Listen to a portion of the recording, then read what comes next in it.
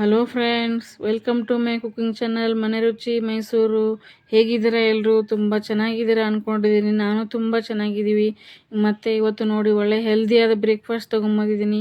ಅವಲಕ್ಕಿ ಸುಸ್ಲಾ ಅಂತಾರೆ, ಅವಲಕ್ಕಿ ಒಗ್ಗರಣೆ ಅಂತಾರೆ, ಅವಲಕ್ಕಿ ತಿಂಡಿ ಅಂತಾರೆ, ತುಂಬ ಹೆಸರುಗಳಿಂದ ಕರೀತಾರೆ. ಮತ್ತು ತುಂಬ ಟೇಸ್ಟಿಯಾಗಿರುತ್ತೆ, ಹೆಲ್ದಿಯಾಗಿರುತ್ತೆ. ಏನೆಲ್ಲ ಬೇಕು ಸಾಮಗ್ರಿಗಳಂತ ನೋಡೋಣ ಬನ್ನಿ. ಹೇಗೆ ಡಿಫ್ರೆಂಟಾಗಿ ಮಾಡೋದು ಅಂತ ನೋಡೋಣ ಬನ್ನಿ. ಅದಕ್ಕೂ ಮೊದಲು ಯಾರೆಲ್ಲ ಸಬ್ಸ್ಕ್ರೈಬ್ ಆಗಿಲ್ಲ ಪ್ಲೀಸ್ ಸಬ್ಸ್ಕ್ರೈಬ್ ಮಾಡಿಕೊಂಡು ನೋಡಿ, ಶೇರ್ ಮಾಡಿ, ಲೈಕ್ ಮಾಡಿ, ಕಮೆಂಟ್ ಮಾಡಿ. ಏನು ತೊಗೊಂಡಿದ್ದೀನಿ ಒಗ್ಗರಣೆಗೆ ನೋಡಿ. ಇಲ್ಲಿ 2-3 ಚಿಕ್ಕ ಈರುಳ್ಳಿ ಕಟ್ ಮಾಡ್ಕೊಂಡಿದ್ದೀನಿ. ಒಂದು ಆಲೂಗಡ್ಡೆನ ಸಿಪ್ಪೆ ತೆಗೆದು ನೀರಲ್ಲಿ ಕಟ್ ಮಾಡ್ಕೊಂಡು ಹಾಕ್ಕೊಂಡಿದ್ದೀನಿ, ಕಪ್ಪಗಾಗುತ್ತೆ. ಕಡಲೆ ಬೀಜ ತೊಗೊಂಡಿದ್ದೀನಿ, ಮತ್ತು ಪುಟಾಣಿ ಹಿಟ್ಟು ಅಂತಾರಲ್ವ, ಕಡಲೆಪಪ್ಪು ಪೌಡ್ರ್ ತೊಗೊಂಡಿದ್ದೀನಿ. ಕೊತ್ತಂಬರಿ, ಕರಿಬೇವು, ಹಸಿಮೆಣ್ಸಿನ್ಕಾಯಿ, ಜೀರಿಗೆ, ಸಾಸಿವೆ ಮತ್ತು ಅರಶಿನ, ಸಕ್ಕರೆ ಮತ್ತು ರುಚಿಗೆ ತಕ್ಕಷ್ಟು ಉಪ್ಪು ತೊಗೊಂಡಿದ್ದೀನಿ. ಅವಲಕ್ಕಿ ಮೀಡಿಯಮ್ ಅವಲಕ್ಕಿ ಬರುತ್ತಲ್ಲ, ಚೆನ್ನಾಗಿ ತೊಳೆದ್ಬಿಟ್ಟು ನೆನೆ ಹಾಕ್ಕೊಂಡು ನೀರು ತೆಗೆದಿಟ್ಕೊಂಡಿದ್ದೀನಿ. ಈ ಕಡೆ ಒಂದು ಗ್ಯಾಸ್ ಮೇಲೆ ಪಾತ್ರೆ ಇಟ್ಕೊಂಡಿದ್ದೀನಿ ನೋಡಿ. ಅವಲಕ್ಕಿನ ಚೆನ್ನಾಗಿ ಸಾಫ್ಟಾಗಿ ನೆನೆ ಹಾಕ್ಕೊಳ್ಳಿ ನೀವು, ಹಾಗೆ ಗಟ್ಟಿಯಾಗಿರಬಾರ್ದು, ಸಾಫ್ಟಾಗಿರಬೇಕು ನೋಡಿ. ಒಂದು ಪಾತ್ರೆಯಲ್ಲಿ ಎಣ್ಣೆ ಹಾಕ್ಕೊಂಡಿದ್ದೀನಿ, 3-4 ಸ್ಪೂನು ಎಣ್ಣೆ ಹಾಕ್ಕೊಂಡಿದ್ದೀನಿ. ಎಣ್ಣೆ ಚೆನ್ನಾಗಿ ಜಾಸ್ತಿ ಇದ್ರೇ ಚೆನ್ನಾಗಿರುತ್ತೆ ಫ್ರೆಂಡ್ಸ್, ಸಾಫ್ಟಾಗಿ ಮತ್ತು ಟೇಸ್ಟಿಯಾಗಿ ಬರುತ್ತೆ.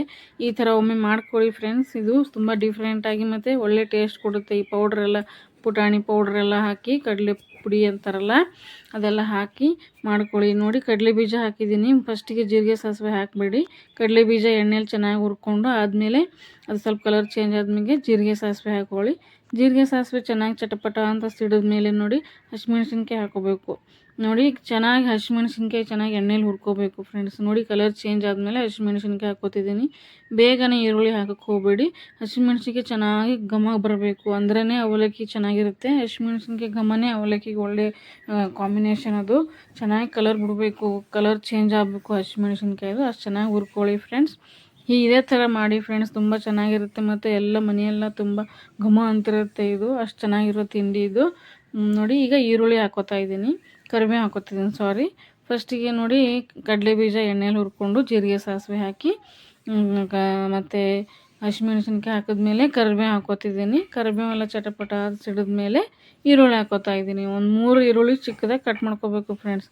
ಈ ಅವಲಕ್ಕಿಗೆ ಈರುಳ್ಳಿ ಎಷ್ಟಿರುತ್ತೆ ಅಷ್ಟು ಟೇಸ್ಟ್ ಬರುತ್ತೆ ಫ್ರೆಂಡ್ಸ್. ಈರುಳ್ಳಿ ಜೊತೆನೇ ನೀವು ಆಲೂಗಡ್ಡೆ ಪೀಸ್ ಮಾಡಿ ಹಾಕ್ಕೋಬೇಕು ಫ್ರೆಂಡ್ಸ್. ಒಂದು ಮೀಡಿಯಮ್ ಸೈಜ್ ಆಲೂಗಡ್ಡೆನ ಕಟ್ ಮಾಡಿ ನೀರಲ್ಲಿ ಇಟ್ಕೊಂಡಿದ್ದೆನಲ್ಲ, ಕಪ್ಪಗಾಗುತ್ತೆ ಅದು, ಹಾಗೆ ಇಟ್ಟರೆ ನೀರಲ್ಲಿ ಹಾಕ್ಕೊಂಡು ಇಟ್ಕೊಂಡಿದ್ದೀನಿ. ಅದು ಈರುಳ್ಳಿ ಜೊತೆನೇ ಚೆನ್ನಾಗಿ ಹುರ್ಕೊಳ್ಳಿ ಫ್ರೆಂಡ್ಸ್.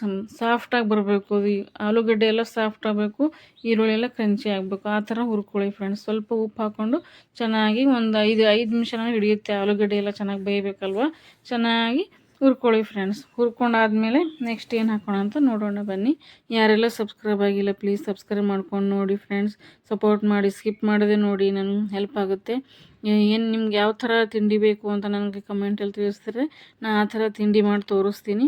ನೀವು ಇದೇ ಥರ ಮಾಡ್ತಿದ್ದರೆ ನಾನು ಕಮೆಂಟಲ್ಲಿ ತಿಳಿಸಿ, ನೀವು ಯಾವ ಥರ ಅವಲಕ್ಕಿ ಮಾಡ್ತೀರಾ ಅಂತ ನೀವು ಕಮೆಂಟಲ್ಲಿ ತಿಳಿಸಿ. ನಾವು ಈ ಥರ ಮಾಡ್ತೀನಿ, ಇನ್ನೂ ನಾನು ತರಕಾರಿ ಹಾಕು ಮಾಡ್ತೀನಿ, ಈ ಥರನೂ ಮಾಡ್ಕೊಂಡು ತಿನ್ಬೋದು, ತುಂಬ ರುಚಿಯಾಗಿರುತ್ತೆ ನೋಡಿ. ಆಲೂಗಡ್ಡೆ ಮತ್ತು ಈರುಳ್ಳಿ ಚೆನ್ನಾಗಿ ಬೇಯಬೇಕಲ್ವ, ಒಂದು ಅರ್ಧ ಸ್ಪೂನಷ್ಟು ಉಪ್ಪು ಹಾಕಿದ್ದೀನಿ ನೋಡಿ. ಎಲ್ಲ ಕಲರ್ ಚೇಂಜ್ ಆಯ್ತಲ್ವ ಆಲೂಗಡ್ಡೆದು ಈರುಳ್ಳಿದು ನೋಡಿ. ಕಟ್ ಮಾಡಿ ನೋಡ್ತಾ ಇದ್ದೀನಿ, ಪೀಸ್ ಆಗ್ತಾಯಿದೆ ಅಂದರೆ ಆಲೂಗಡ್ಡೆ ಬೆಂದಿದೆ ಅಂತ ಅರ್ಥ. ಈಗ ನೋಡಿ ಅರಿಶಿನ ಹಾಕೋಬೇಕು. ಈಗ ನೆಕ್ಸ್ಟ್ ಏನು ಹಾಕೋಬೇಕಂದ್ರೆ ಎಲ್ಲ ಬೆಂದಿರುತ್ತಲ್ಲ ಈರುಳ್ಳಿ ಆಲೂಗಡ್ಡೆ, ನೆಕ್ಸ್ಟು ಅರಿಶಿನ ಹಾಕ್ಕೊಳ್ಳಿ ಫ್ರೆಂಡ್ಸ್. ಅರಿಶಿನ ಹಾಕ್ಕೊಂಡು ಚೆನ್ನಾಗಿ ತಿರುವಿ. ಇದು 1 ಸ್ಪೂನ್ ಸಾಕಾಗಲ್ಲ, ಅವಲಕ್ಕಿ ಜಾಸ್ತಿ ಇದೆಯಲ್ಲ, 5-6 ಜನಕ್ಕೆ ನಾನು ಅವಲಕ್ಕಿ ಮಾಡಿದ್ದೀನಿ ಇದು ನೋಡಿ. ನಿಮ್ಗೆ ಎಷ್ಟು ಬೇಕಷ್ಟು ಪ್ರಮಾಣದಲ್ಲಿ ಮಾಡ್ಕೋಬೋದು ಎಲ್ಲದರಲ್ಲೂ ನೋಡಿ. ಅರಿಶಿನ ಹಾಕ್ಕೊಂಡು ಚೆನ್ನಾಗಿ ಕೈ ಆಡಿಸ್ಬೇಕು ಫ್ರೆಂಡ್ಸ್. ಅರಿಶಿಣನೇ ಕಲರಿಗೆ ಟೇಸ್ಟಿಗೆ ಚೆನ್ನಾಗಿರುತ್ತೆ. ಈ ಥರ ಅವಲಕ್ಕಿ ಮಾಡಿ ಕೊಡಿ ಫ್ರೆಂಡ್ಸ್, ನಿಮ್ಮ ಮನೆಯಲ್ಲಿ ಎಲ್ರಿಗೂ ಇಷ್ಟ ಆಗುತ್ತೆ ಮತ್ತು ಟೇಸ್ಟಿಯಾಗಿರುತ್ತೆ, ಹೆಲ್ದಿಯಾಗಿರುತ್ತೆ. ಮತ್ತು ನೋಡಿ ಕರಿಬೇವು ಸ್ವಲ್ಪನೇ ಒಗ್ಗರಣೆಗೆ ನಾನು ಕೊತ್ತಂಬರಿ ಹಾಕೋತಾ ಇದ್ದೀನಿ.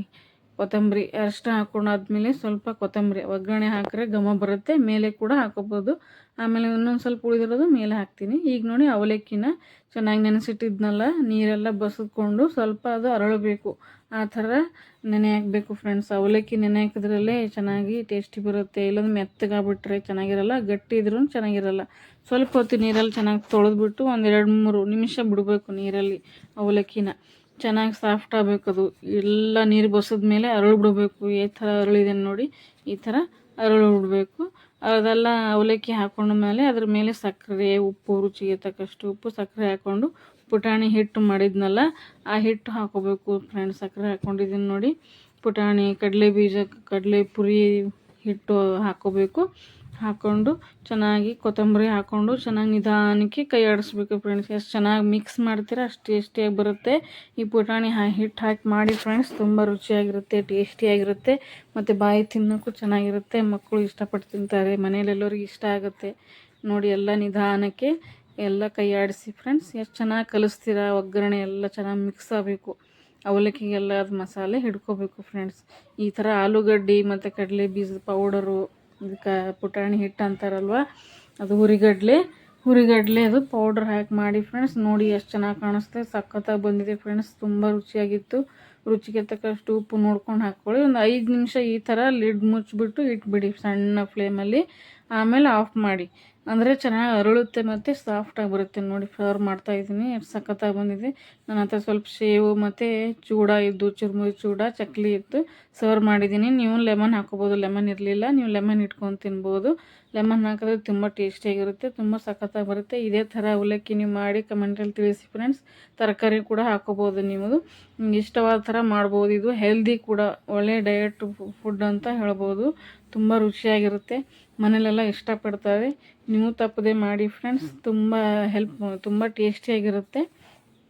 ಹೀಗೆ ನನ್ನ ಚಾನಲ್ನ ಸಪೋರ್ಟ್ ಮಾಡಿ, ಸಬ್ಸ್ಕ್ರೈಬ್ ಮಾಡ್ಕೊಂಡು ನೋಡಿ ಫ್ರೆಂಡ್ಸ್. ಹಾಗೆ ನೋಡಬೇಡಿ. Thank you for watching friends. ಹೀಗೆ ಸಪೋರ್ಟ್ ಮಾಡಿ.